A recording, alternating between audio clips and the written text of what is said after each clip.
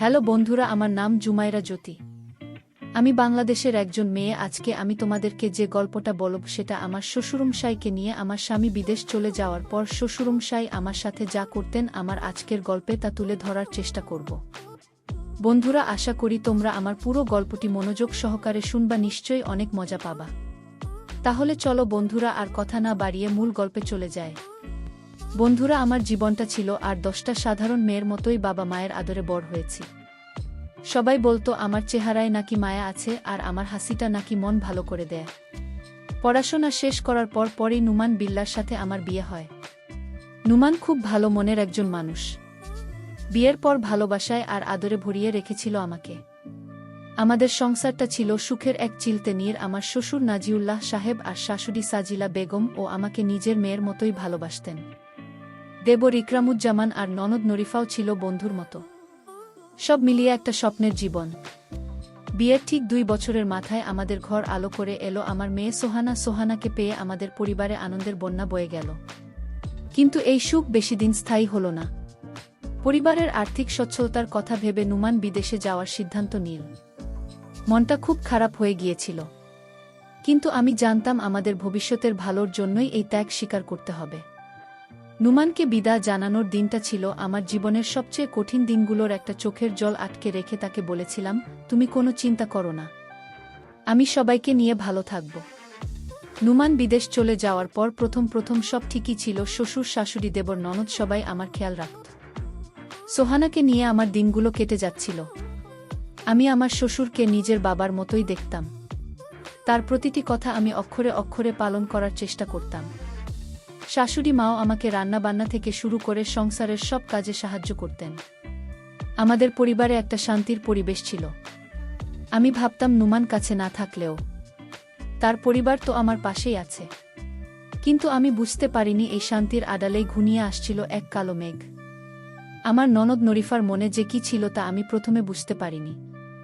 সে আমার সাথে খুব ভালো ব্যবহার করত, কিন্তু তার চোখে দৃষ্টিতে মাঝে মাঝে আমি একটা অদ্ভুত হিংসার ঝলক দেখতে পেতাম। আমি বিশ্বাসটাকে খুব একটা বার্তা দিতাম না। ভাবতাম হয়তো আমার মনের ভুল, কিন্তু ধীরে ধীরে আমি বুঝতে পারলাম আমার এই ধারণাটা ভুল ছিল। আমার নন্দের মনের মধ্যে জমে থাকা সামান্য ঈর্ষাই যে আমার জীবনটাকে একটা সময় নরকে পরিণত করবে, তা আমি স্বপ্নেও ভাবতে পারিনি। আমার ননদ নুডিফা হয়তো ভাবত আমি আসার পর থেকে বাড়ির সবাই আমাকে বেশি ভালোবাসে। বিশেষ করে তার বাবা অর্থাৎ আমার শ্বশুর আমার প্রশংসায় পঞ্চমুখ থাকতেন। হয়তো এটাই তার সহ্য হতো না। সে আমার খুব ধরার জন্য সব সময় মুখিয়ে থাকত। আমি কি করছি, কোথায় যাচ্ছি, কার সাথে কথা বলছি, সব বিষয়ে তার ছিল তীক্ষ্ণ নজর। আমি প্রথমে বিষয়টা স্বাভাবিকভাবেই নিয়েছিলাম, কিন্তু দিন দিন তার নজরদারিটা আমার কাছে অস্বস্তিকর মনে হতে লাগল। সে আমার প্রতিটি কাজের ভুল ব্যাখ্যা করে আমার শ্বশুর শাশুড়ির কাছে বলতে শুরু করল। আমার স্বামী নোমানের সাথে যখন ভিডিও কলে কথা বলতাম, নুডিফা আশপাশেই ঘুরঘুর করত। আমি কি বলছি, নুমান কি বলছে, সব শোনার চেষ্টা করত। এরপর সে আমাদের কথার খণ্ডিত অংশকে ফুলিয়ে ফাঁপিয়ে আমার শাশুড়ির কাছে বলতো। শাশুড়ি মা প্রথমে বিশ্বাস না করলেও একই কথা বারবার শোনার পর তার মনেও সন্দেহের বীজ নানা বাঁধতে শুরু করল। আমার শ্বশুর নাজিউল্লাহ সাহেব ছিলেন খুব সহজ সরল মানুষ। তিনি তার মেয়েকে খুব বিশ্বাস করতেন। তাই নুডিফা যখন তার কাছে আমার নামে কিছু বলতো, তিনি সেটাই বিশ্বাস করতে শুরু করলেন। ধীরে ধীরে আমার শ্বশুরের আচরণেও আমি পরিবর্তন লক্ষ্য করলাম। তিনি আগের মতো আমার সাথে মন খুলে কথা বলতেন না। একটা দূরত্ব বজায় রেখে চলতেন। প্রায়ই আমাকে নানা বিষয়ে প্রশ্ন করতেন, যার মধ্যে একটা সন্দেহের সুর থাকত। আমি বুঝতে পারছিলাম কেউ একজন তার কান ভারী করছে, কিন্তু সেটা যে আমারই ননদ তা আমি পুরোপুরি নিশ্চিত হতে পারছিলাম না। আমার সরল মন কিছুতেই বিশ্বাস করতে চাইছিল না যে ননদ আমার সাথে বন্ধুর মতো মিশত সেই আমার এত বড় ক্ষতি করতে পারে। আমার জীবনে সে রহস্যময় আর কষ্টের অধ্যায়ের শুরুটা হয়েছিল। এভাবেই একটা সুখী পরিবারে কিভাবে সন্দেহের বিষ ছড়িয়ে পড়তে পারে তা আমি নিজের জীবন দিয়ে উপলব্ধি করতে শুরু করেছিলাম। আমি জানতাম না সামনে আমার জন্য কি ভয়ঙ্কর দিন অপেক্ষা করছে। আমি শুধু মনে মনে সৃষ্টিকর্তাকে ডাকতাম, আর আমার বিশ্বাস আর সততার উপর ভরসা রেখেছিলাম। আমি জানতাম সত্য একদিন প্রকাশ পাবেই, কিন্তু সেই দিনটা যে এত সহজে আসবে না তা আমার জানা ছিল না। পরিবারের মধ্যে আমার অবস্থানটা দিন দিন কেমন জন্য বদলে যাচ্ছিল। যে শ্বশুর আমাকে মেয়ের মতো দেখতেন তার চোখে আমি এখন সন্দেহের ছায়া দেখতে পেতাম। তিনি একদিন আমাকে ডেকে বললেন, বোমা নুমান তো বাড়িতে নেই, তাই একটু সাবধানে চলাফেরা করবে, মানুষের মুখ তো আর বন্ধ করা যায় না। আমি তার কথার আসল অর্থ বুঝতে না পেরে বললাম, বাবা আমি তো সবসময় সাবধানেই থাকি। কোনো সমস্যা হয়েছে কি? তিনি একটা দীর্ঘশ্বাস ফেলে বললেন, না কিছু না। তাও বললাম। তার এই কথাগুলো আমার মনের মধ্যে একটা কাঁটা আর মতো বিঁধে রইল। আমার ননদ নুডিফার ষড়যন্ত্রের জালটা ধীরে ধীরে আরও মজবুত হচ্ছিল। সে আমার প্রত্যেকটা পদক্ষেপকে ভুলভাবে ব্যাখ্যা করে আমার শ্বশুর শাশুড়ির সামনে তুলে ধরছিল। আমি যদি একটু সেজেগুজে থাকতাম, সে শাশুড়িকে গিয়ে বলতো, মা দেখেছ ভাইয়া বাড়িতে নেই, আর ভাবির সাজগোজ দেখো কার জন্য এত সাজে গিয়ে জানে। আমি যদি ফোনে আমার কোনো বন্ধুর সাথে হাসাহাসি করে কথা বলতাম, সে আমার শ্বশুরকে গিয়ে বলতো, বাবা বৌমা তো সারাদিন ফোনে কার সাথে যেন হাসাহাসি করে কথা বলে, আমাদের তো কিছুই বুঝতে দেয় না। এইসব কথা শুনে আমার শাশুড়িও কেমন যেন হয়ে গেলেন। তিনি এখন কথায় কথায় আমাকে খোঁটা দিতে শুরু করলেন। একদিন রান্না করতে গিয়ে তরকারিতে একটু লবণ বেশি হয়ে গিয়েছিল। শাশুড়ি মা সবার সামনে আমাকে উদ্দেশ্য করে বললেন, যার মন ঠিক থাকে না তার রান্নাবান্নাও ঠিক হয় না। আমি তার এই কথায় খুব কষ্ট পেলাম, কিন্তু মুখ ফুটে কিছুই বলতে পারলাম না। শুধু নীরবে চোখের জল ফেললাম। আমার মেয়ে সোহানা হয়তো আমার কষ্টটা বুঝতে পারত, তাই সে আমার আঁচল ধরে চুপচাপ বসে থাকত। আমার দেবর একরামুজ্জামান ও নুডিফার কথায় প্রভাবিত হতে শুরু করল। সে আগে আমার সাথে বন্ধুর মতো কথা বলত, এখন সে আমাকে এড়িয়ে চলে।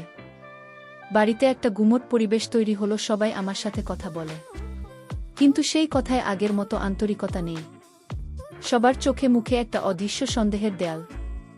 আমি একা হয়ে যাচ্ছিলাম। আমার স্বামী নুমানের সাথে যখন কথা বলতাম, তখনও আমি স্বাভাবিক থাকার চেষ্টা করতাম। আমি চাইতাম না আমাদের ভেতরের এই সমস্যার কথা সে জানতে পেরে কষ্ট পাক। কিন্তু আমার এই চেষ্টাও ব্যর্থ হলো। নুরিফার আমার শাশুড়ি মিলে নুমানকেও আমার বিরুদ্ধে বলতে শুরু করল। তারা তাকে বোঝানোর চেষ্টা করল যে আমি তার অনুপস্থিতির সুযোগ নিয়ে উচ্ছৃঙ্খল জীবন যাপন করছি। নুমান প্রথমে তাদের কথা বিশ্বাস করতে চায়নি। সে আমাকে ফোন করে জিজ্ঞেস করল, জ্যোতি বাড়িতে কোনো সমস্যা হয়েছে? মা আর নুডিফা তোমার নামে এসব কি বলছে?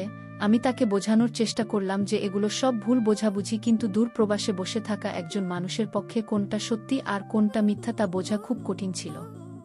নুমানের মনেও ধীরে ধীরে সন্দেহের বীজ দানা বাঁধতে শুরু করল। তার গলার স্বরে আমি আগের সেই বিশ্বাস আর ভালোবাসা খুঁজে পেতাম না।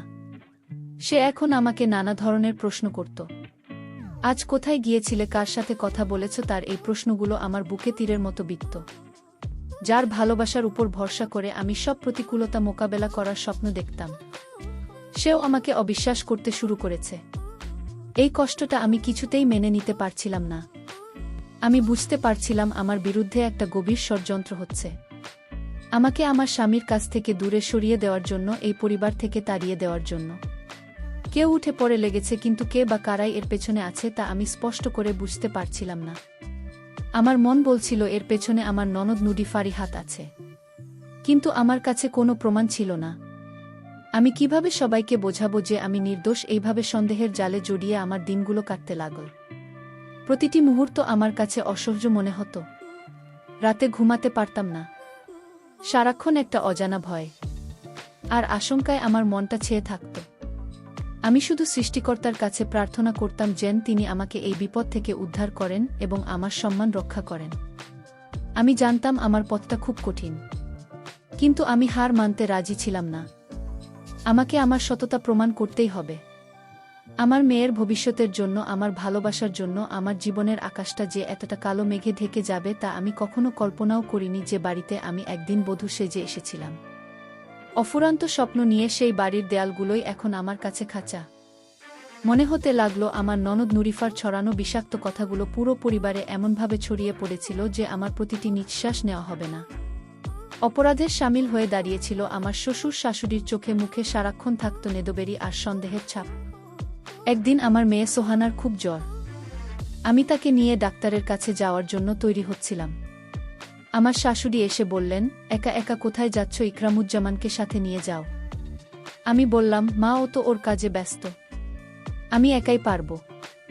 আমার কথা শেষ হতে না হতেই তিনি ধমক দিয়ে উঠলেন, বেশি বাড়াবাড়ি করবে না, যা বলছি তাই শোনো। একা একা বাইরে যাওয়ার এত শখ কেন? তার কথায় আমি এতটাই অবাক আর কষ্ট পেলাম যে আমার মুক্তি আর কোনো কথা বের হলো না। অথচ এক সময় এই মানুষটাই আমার উপর সবচেয়ে বেশি ভরসা করতেন। নুমানের সাথে আমার সম্পর্কটা দিন দিন আরও খারাপ হচ্ছিল। সে এখন আর আগের মতো নিয়মিত ফোন করত না। ফোন করলেও তার কথায় থাকত শুধু কৈফিয়ত চাওয়ার সুর। সারাদিন কি করো, বাড়ির বাইরে যাও না তো? আমার মা বাবার খেয়াল রাখছ তো? তার এই প্রশ্নগুলো শুনে আমার মনে হতো সে আমাকে তার স্ত্রী নয়, বরং একজন অপরাধী মনে করছে। আমি তাকে অনেকবার বোঝানোর চেষ্টা করেছি যে তোমার পরিবার যা বলছে তা সত্যি নয়, আমাকে বিশ্বাস করো। কিন্তু আমার কথা তার কানে পৌঁছাত না। সে বলতো, আমার বাবা মা আর বোন কখনো মিথ্যে বলতে পারে না। নিশ্চয়ই তোমার মধ্যে কোনো সমস্যা আছে। আমার ননদ নুডিফা এই সুযোগে আগুনের মধ্যে ঘি ঢালছিল। সে নোমানকে ফোন করে কান্নাকাটি করে বলতো, ভাইজা তুমি চলে যাওয়ার পর থেকে ভাবি আমাদের সাথে খুব খারাপ ব্যবহার করছে। বাবা মাকে একদমই দেখে না, সারাক্ষণ নিজের মতো থাকে। আমরা কিছু বললেই ঝগড়া করে। এইসব ডাহা-মিথ্যে কথাগুলো নুমান বিশ্বাস করতে শুরু করল, কারণ তার পরিবারের সবাই একই সুরে কথা বলছিল। আর আমি ছিলাম একা, আমার পক্ষে কথা বলার মতো কেউ ছিল না। আমার শ্বশুর নাজিউল্লাহ সাহেবও এখন আমার সাথে সরাসরি কথা বলা প্রায় বন্ধ করে দিয়েছেন। তিনি আমাকে দেখলেই মুখ ঘুরিয়ে নিতেন। তার এই আচরণটা আমার বুকে ছুরির মতো আঘাত করত। যে মানুষটাকে আমি বাবার আসনে বসিয়েছিলাম তার চোখে আমার জন্য এই অবহেলা আমি সহ্য করতে পারতাম না। আমি বুঝতে পারছিলাম যে তারা সবাই মিলে আমাকে এই বাড়ি থেকে তাড়িয়ে দেওয়ার একটা পায় তারা করছে। কিন্তু কেন? আমি তাদের কি ক্ষতি করেছি? এই প্রশ্নগুলো আমার মনের মধ্যে সারাক্ষণ ঘুরপাক খেত। আমি আমার বাবার বাড়ি থেকেও কোনো সাহায্য চাইতে পারছিলাম না, কারণ আমি চাইতাম না যে আমার জন্য আমার বাবা মা চিন্তা করুক। আমি তাদের বুঝিয়েছিলাম যে আমি খুব ভালো আছি। তাই আমার এই অসহায়ত্বের কথা, আমার এই একাকিত্বের কথা বলার মতো কোনো জায়গা ছিল না। আমি একা একা ঘরে দরজা বন্ধ করে কাঁদতাম। আমার মেয়ে সোহানা আমার মুখের দিকে তাকিয়ে থাকত। হয়তো সেও তার ছোট্ট মন দিয়ে বোঝার চেষ্টা করত যে তার মায়ের মনে অনেক কষ্ট। একদিন আমি রান্নাঘরে কাজ করছিলাম। আমার শাশুড়ি আর ননদ পাশের ঘরে বসে আমার সম্পর্কেই কথা বলছিল। আমার ননদ বলছিল, মা ভাইয়াকে বলো ও জেন ভাবিকে ডিভোর্স দিয়ে দেয়, এই মেয়েটা আমাদের পরিবারে থাকার যোগ্য না। শাশুড়ি বললেন, আমি তো সেটাই ভাবছি, কিন্তু তোর বাবা তো এখনো কিছু বলছে না। তাদের এই কথাগুলো শুনে আমার পায়ের তলার মাটি যেন সরে গেল। আমি ভাবতে পারছিলাম না তারা আমার এতটা ক্ষতি চাইতে পারে। আমি সেদিনই সিদ্ধান্ত নিলাম আমাকে এই ষড়যন্ত্রের মোকাবিলা করতে হবে। আমি এভাবে নীরবে সব অন্যায় সহ্য করতে পারি না। আমাকে আমার স্বামীর বিশ্বাস ফিরে পেতেই হবে। আমাকে প্রমাণ করতে হবে যে আমি নির্দোষ। কিন্তু কিভাবে? আমার হাতে তো কোনো প্রমাণ নেই। আমার বিরুদ্ধে পুরো পরিবার। এই অসম লড়াইয়ে আমি কি জিততে পারব? আমার মনটা ভয়ে আর আশঙ্কায় কেঁপে উঠছিল। কিন্তু আমার মেয়ের মুখের দিকে তাকিয়ে আমি আবার মনের মধ্যে সাহস খুঁজে পেলাম। আমাকে পারতেই হবে। এই অন্যায়ের বিরুদ্ধে আমাকে রুখে দাঁড়াতেই হবে। একদিন বিকেলে আমি সোহানার জন্য কিছু শীতের কাপড় কিনতে মার্কেটে গিয়েছিলাম। মার্কেট থেকে ফিরতে আমার একটু সন্দেহ হয়ে গেল। আমি বাড়িতে ঢোকার সাথে সাথেই আমার শ্বশুর নাজিউল্লাহ সাহেব আমাকে বসার ঘরে ডাকলেন। তার মুখটা ছিল থমথমে, চোখ দুইটা ছিল রাগে লাল। আমি কিছুটা ভয় পেয়ে গেলাম। আমি তার সামনে গিয়ে দাঁড়াতেই তিনি গম্ভীর গলায় বললেন, বোমা এতক্ষণ কোথায় ছিলে? আমি স্বাভাবিকভাবেই উত্তর দিলাম, বাবা, সোহানার জন্য কিছু কাপড় কিনতে মার্কেটে গিয়েছিলাম। আমার কথা শুনে যেন তিনি আরও রেগে গেলেন। তিনি চেয়ার থেকে উঠে দাঁড়িয়ে আমার দিকে আঙুল তুলে বললেন, মার্কেটে গিয়েছিলে না? অন্য কোথাও? আমাদের কি এতই বোকা পেয়েছ? তোমার সব কীর্তি আমরা জানি। আমি তার কথায় আকাশ থেকে পড়লাম। হতভাগ্য বললাম, বাবা, আপনি এসব কি বলছেন? আমি কোথায় যাব? আমি তো শুধু মার্কেটে। আমাকে কথা শেষ করতে না দিয়েই তিনি চিৎকার করে উঠলেন, চুপ করো, একদম মিথ্যা কথা বলবে না। তোমার মতো মেয়ের জন্য আমাদের মান সম্মান সব ধুলো মিশে যাচ্ছে। আমার ছেলেটা বিদেশে খেটে মরছে আর তুমি এখানে রং তামাশা করে বেড়াচ্ছ। শ্বশুরের মুখ থেকে এই ধরনের কথা শুনে আমার মাথাটা ঘুরতে লাগল। আমার মনে হচ্ছিল আমি হয়তো জ্ঞান হারিয়ে ফেলব। আমার চোখ দিয়ে ঝরঝর করে পানি পড়তে লাগল। আমি কান্না জড়িত গলায় বললাম, বাবা, আমাকে বিশ্বাস করুন, আমি কোনো অন্যায় করিনি। আপনারা কেন আমাকে ভুল বুঝছেন? আমার কান্নায় তার মন একটুও গলল না। তিনি আগের মতোই কঠোর গলায় বললেন, তোমার এই চোখের জল দেখি আর কোনো লাভ হবে না। এখনো সময় আছে। নিজেকে শুধরে নাও, না হলে তোমার কপালে অনেক দুঃখ আছে। আমার শাশুড়ি, দেবর, ননদ সবাই সেখানে উপস্থিত ছিল।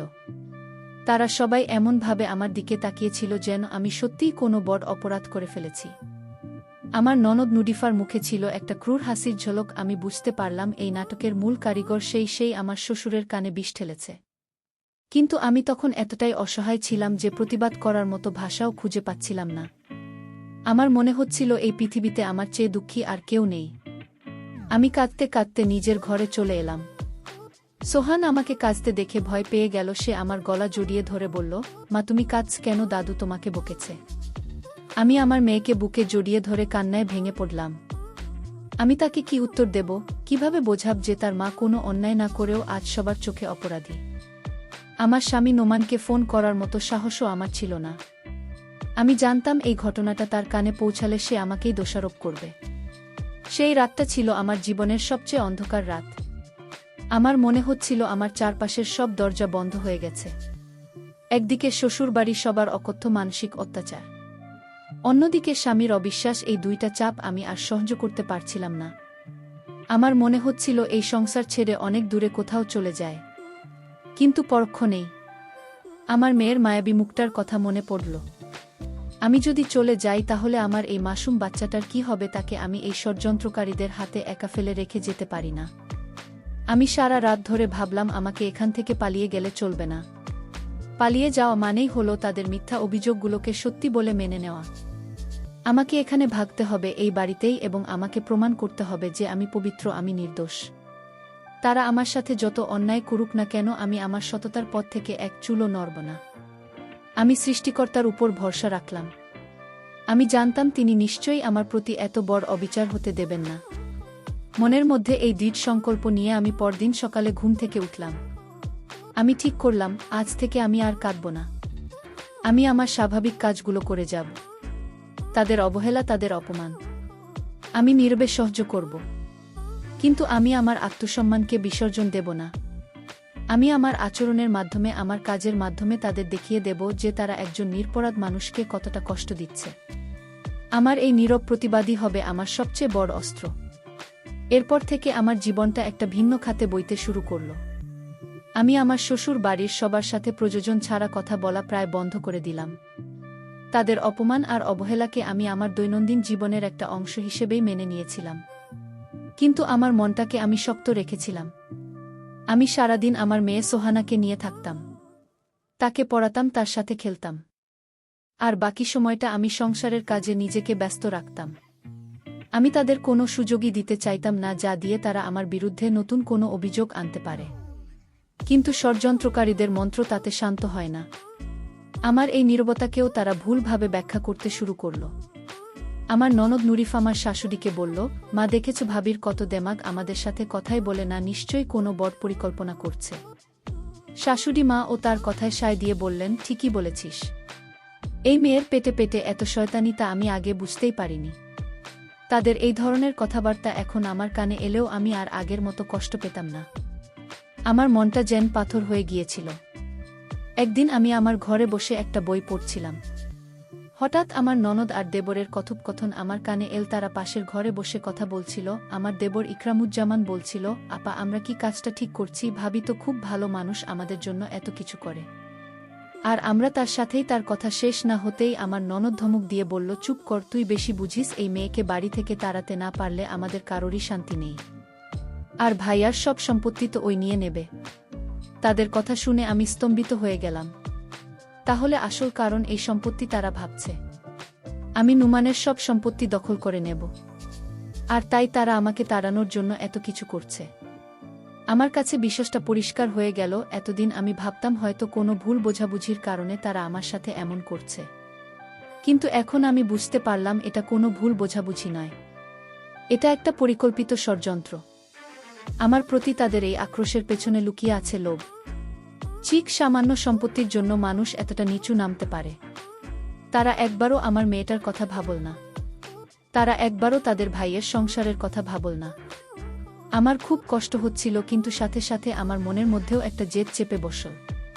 আমি কিছুতেই এই লোভী মানুষগুলোর কাছে হার মানব না। আমি আমার এবং আমার মেয়ের অধিকারের জন্য শেষ পর্যন্ত লড়ে যাব। আমি মনে মনে একটা পরিকল্পনা করলাম। আমাকে এই ষড়যন্ত্রের প্রমাণ জোগাড় করতে হবে। আমাকে নুমানকে জানাতে হবে যে তার প্রিয় ভাই বোন আর বাবা মা তার অগোচরে তার সংসারটা ভেঙে দেওয়ার জন্য কি ভয়ঙ্কর খেলা খেলছে। কিন্তু কাজটা খুব সহজ ছিল না। তারা সবাই খুব চালাক ছিল। আমার সামনে তারা এমনভাবে থাকত যেন কিছুই হয়নি, কিন্তু আড়ালে তারা ঠিকই আমার বিরুদ্ধে ষড়যন্ত্রের জাল বুনত। আমি সুযোগের অপেক্ষায় থাকলাম। আমি তাদের ফোন কল, তাদের কথাবার্তা খুব মনোযোগ দিয়ে শোনার চেষ্টা করতাম। আমি চাইতাম এমন একটা প্রমাণ আমার হাতে আসুক যা দিয়ে আমি নোমানের সামনে তাদের মুখোশটা খুলে দিতে পারি। কিন্তু তারা আমার সামনে খুব সতর্ক থাকত। আমি বুঝতে পারছিলাম একা একা এই লড়াইটা জেতা আমার জন্য খুব কঠিন হবে। আমার একমাত্র ভরসা ছিল সৃষ্টিকর্তা। আমি প্রতিদিন নামাজ পড়ে তার কাছে কান্নাকাটি করতাম। আমি বলতাম, হে আল্লাহ, তুমি তো সব দেখছো, তুমি তো জানো আমি নির্দোষ, তুমি আমাকে একটা পথ দেখাও, তুমি এই অন্যায়ের বিচার করো। আমি বিশ্বাস করতাম সৃষ্টিকর্তা কখনো একজন নিরপরাধের প্রার্থনা ফিরিয়ে দেন না। তিনি নিশ্চয়ই এমন কিছু করবেন যাতে সত্যটা সবার সামনে প্রকাশ পায়। আমার এই বিশ্বাসই আমাকে সে কঠিন সময়ে বেঁচে থাকার শক্তি জুগিয়েছিল। আমি দিনের পর দিন অপেক্ষা করতে লাগলাম একটা অলৌকিক ঘটনার জন্য। আমি জানতাম সত্যের জয় হবেই, হয়তো একটু দেরি হবে, কিন্তু ষড়যন্ত্রের এই কালো মেঘ একদিন কেটে যাবেই এবং আমার জীবনে আবার নতুন করে সূর্য উঠবে। আমার এই ধৈর্য আর বিশ্বাসই ছিল আমার সবচেয়ে বড় শক্তি। আমার ধৈর্যের বাঁধটা ধীরে ধীরে ভাঙতে শুরু করেছিল। প্রতিদিন একই ধরনের মানসিক অত্যাচার সহ্য করাটা ছিল অসহনীয়। নুমানের সাথে আমার যোগাযোগ প্রায় বিচ্ছিন্ন হয়ে গিয়েছিল। সে ফোন করলে শুধু কাজের কথা বলতো, আর নয়তো তার পরিবারের পাঠানো মিথ্যা অভিযোগের ভিত্তিতে আমাকে জেরা করত। আমাদের মধ্যে ভালোবাসার যে সেতুটা ছিল সেটা যেন পুরোপুরি ভেঙে গিয়েছিল। আমি যখনই তাকে বোঝানোর চেষ্টা করতাম সে বলতো, তুমি আগে নিজেকে বদলাও, তারপর আমার সাথে কথা বলবে। আমার ননদ নুডিফা আর শাশুড়ি এখন আমাকে তাড়ানোর জন্য নতুন নতুন ফোন দিয়ে আসতে শুরু করল। তারা বাড়িতে ইচ্ছে করে এমন সব পরিস্থিতি তৈরি করত যাতে দোষটা আমার ঘাড়ে এসে পড়ে। একদিন শাশুড়ি মা তার একটা সোনার হার খুঁজে পাচ্ছিলেন না। তিনি সাথে সাথে পুরো বাড়ি শুদ্ধ মাথায় তুললেন এবং সরাসরি আমাকে চোর বলে অপবাদ দিলেন। তিনি চিৎকার করে বলতে লাগলেন, এই অলক্ষণে মেয়েটাই আমার হাত চুরি করেছে, ও আমাদের সবাইকে পথে বসিয়ে ছাড়বে। আমি জঘন্য অপবাদ শুনে আর স্থির থাকতে পারলাম না। আমি কান্নায় ভেঙে পড়ে বললাম, মা, আপনি এটা কি বলছেন? আমি আপনার হার চুরি করতে যাব কেন? আমি আপনাদের সম্মানকে কখনো ছোট করিনি। কিন্তু আমার কথায় কেউ কান দিল না। আমার ননদ বলল, চোর কি কখনো নিজের মুখে বলে যে আমি চুরি করেছি? ঘর তল্লাশি করলেই পাওয়া যাবে। তাদের এই আচরণে আমি এতটাই অপমানিত আর মর্মাহত হলাম যে আমার মনে হচ্ছিল এই মুহূর্তে যদি আমার মরণ হতো তাহলে হয়তো আমি শান্তি পেতাম। তারা আমার ঘর তল্লাশি করল, আমার আলমারি, আমার ব্যাগ সবকিছু তছনছ করল, কিন্তু স্বাভাবিকভাবেই তারা কিছুই পেল না। কারণ হারটা আমার শাশুড়ি নিজেই তার অন্য একটা বাক্সে রেখে ভুলে গিয়েছিলেন। পরে যখন হারটা পাওয়া গেল তখন তারা কেউ আমার কাছে একবারের জন্য দুঃখ প্রকাশও করল না, বরং তারা এমন ভাব করতে লাগল যেন আমি ভয়ে হারটা বের করে অন্য কোথাও রেখে দিয়েছি। এই ঘটনাটার পর আমি মানসিকভাবে পুরোপুরি ভেঙে পড়লাম।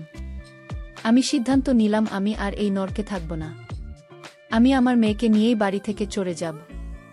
আমি আমার স্বামীকে ফোন করে বললাম, আমি আর এখানে এক মুহূর্ত থাকতে চাই না। আমার পরিবার আমাকে চোরের অপবাদ দিয়েছে। আমি আমার মেয়েকে নিয়ে চলে যাচ্ছি। নুমান আমার কথা শুনে একটু বিচলিত হল না। উল্টো সে আমাকে বলল, কোথায় যাবে তুমি? আমার বাড়িতেই তোমাকে থাকতে হবে। আর আমার মা যখন বলেছে তখন নিশ্চয়ই তুমি কিছু একটা করেছ। আমার স্বামীর মুখ থেকে এই কথা শোনার পর আমার আর কোনো আশা রইল না। আমি বুঝতে পারলাম এই মানুষটা তার পরিবারের অন্ধবিশ্বাসে এতটাই ডুবে আছে যে আমার সত্যি কথাটা তার কানে আর কোনোদিনও পৌঁছাবে না।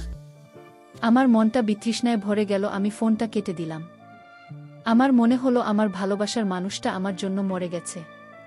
এখন যে আছে সে আমার স্বামী নয়, সে তার লোভী পরিবারের হাতের পুতুল।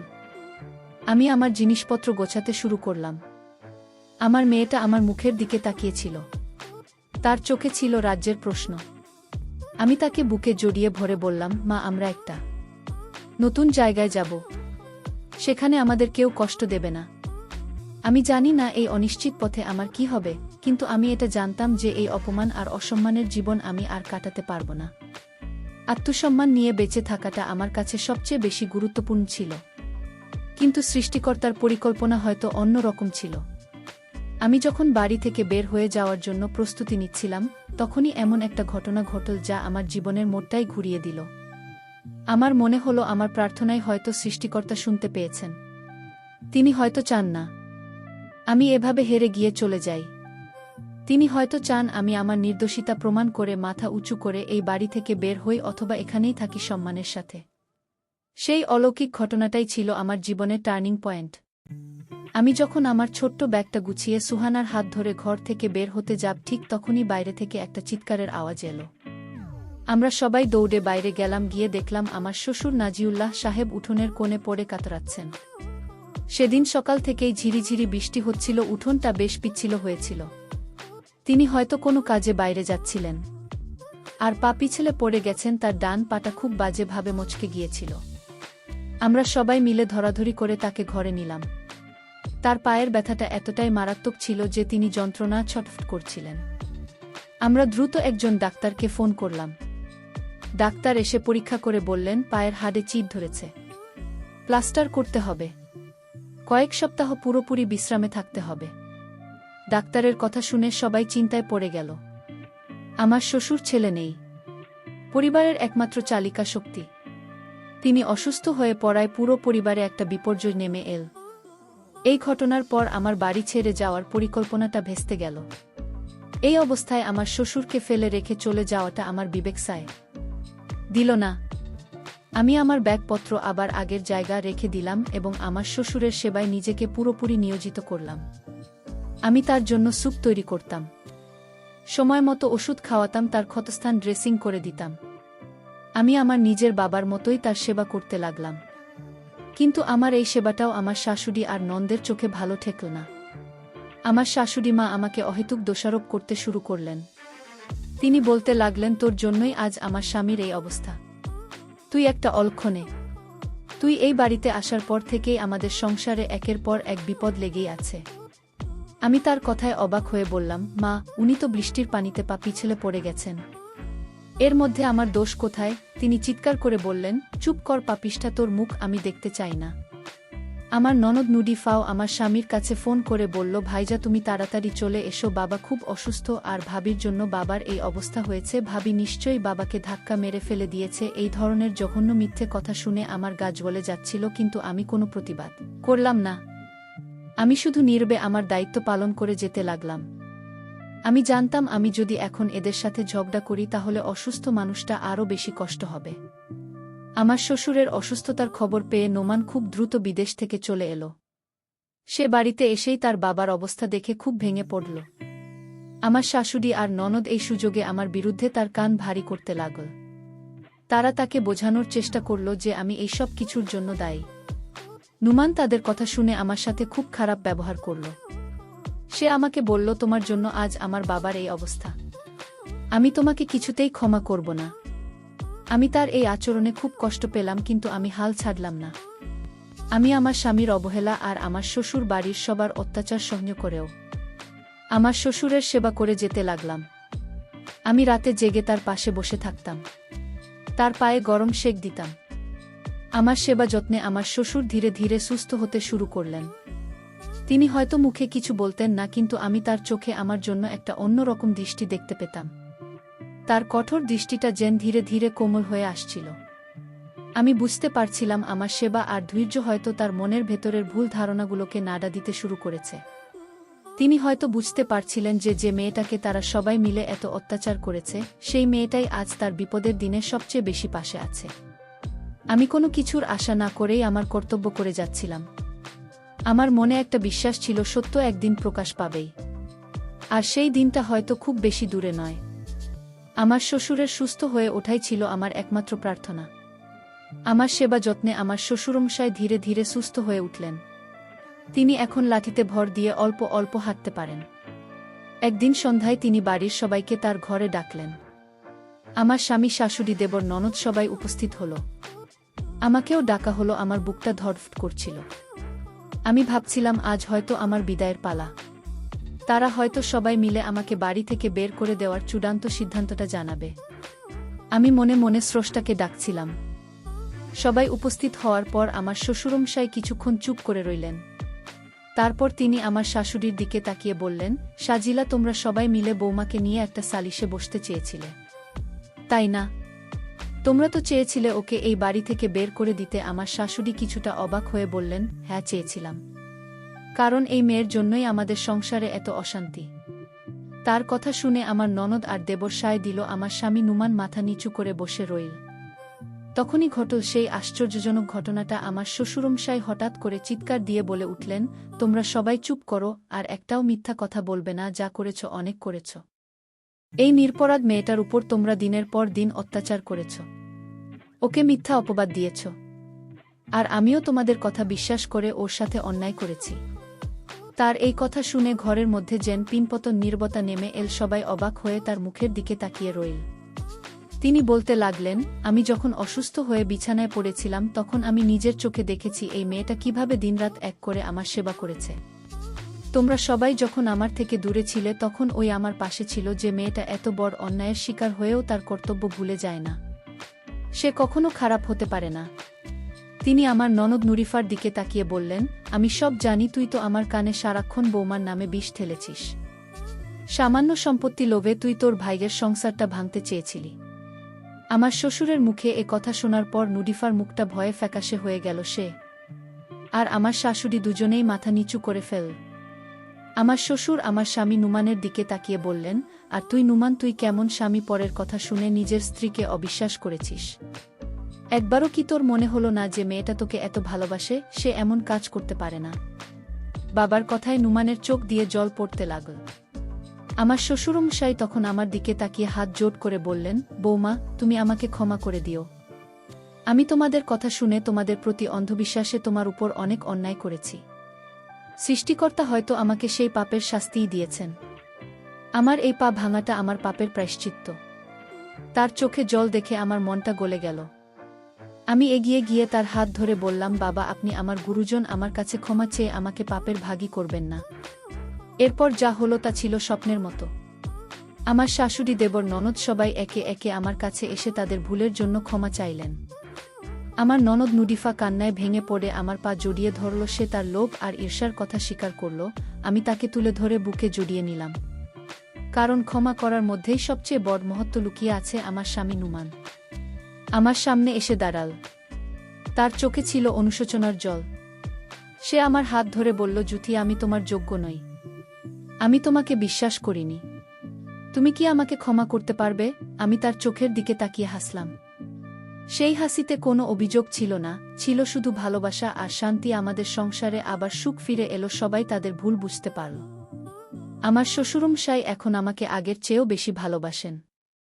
আমার স্বামী আমাকে তার ভালোবাসায় ভরিয়ে রেখেছে। আমরা এখন সবাই একসাথে মিলেমিশে থাকি। বন্ধুরা, আমার জীবনের এই পরিস্থিতি আমাকে শিখিয়েছে, পরিস্থিতি যতই কঠিন হোক না কেন, কখনো ধৈর্য হারাতে নেই এবং সততার পথ থেকে বিচ্যুত হতে নেই। সত্যের জয় হয়তো দেরিতে হয়, কিন্তু হয় অবশ্যই। আর সবশেষে এটাই বলতে চাই, কান কথার ভুল বোঝাবুঝি একটা সুন্দর সংসারকে ধ্বংস করে দিতে পারে। তাই কোনো কিছু বিশ্বাস করার আগে তার সত্যতা যাচাই করে নেওয়া উচিত। বন্ধুরা, আমার গল্পটি যদি তোমাদের ভালো লাগে তাহলে লাইক, শেয়ার এবং সাবস্ক্রাইব করে আমাকে সাপোর্ট করবা। আর বন্ধুরা, তোমরা এতক্ষণ ধৈর্য ধরে আমার গল্পটি শোনার জন্য তোমাদের সবাইকে অসংখ্য ধন্যবাদ।